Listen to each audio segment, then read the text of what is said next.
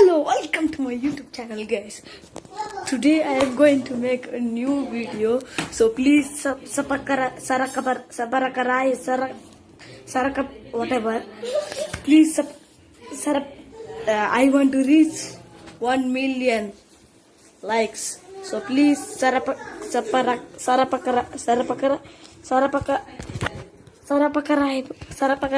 yes. Okay, thank you.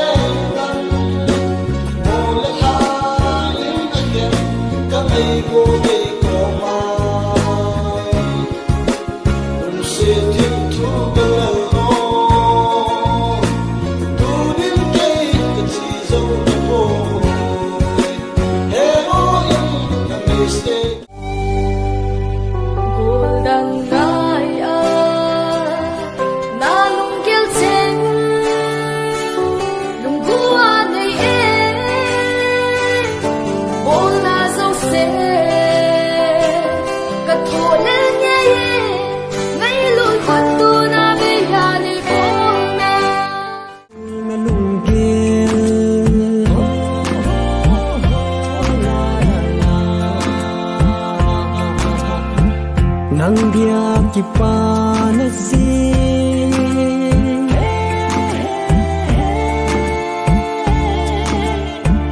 kay dia hasid nazing kisun ngalna kadim seni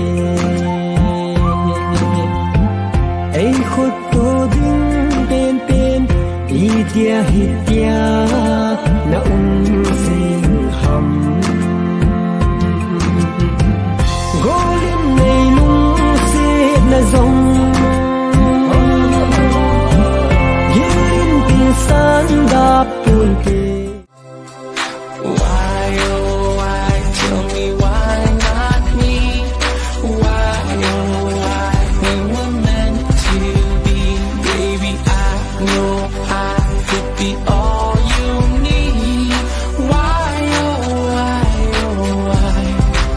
I wanna love. Chỉ mong hắn lăng hồng kỳ lệ dòng lệ dù không nghĩ ngày là thiếu thu sẽ ngồi xưa rồi nghĩ ra thu xây dòng lệ đến thế kì mà nay hình lâu dễ nọ rồi hà hồng số tiền kinh ghé do gì là cần dòng ta ghé tình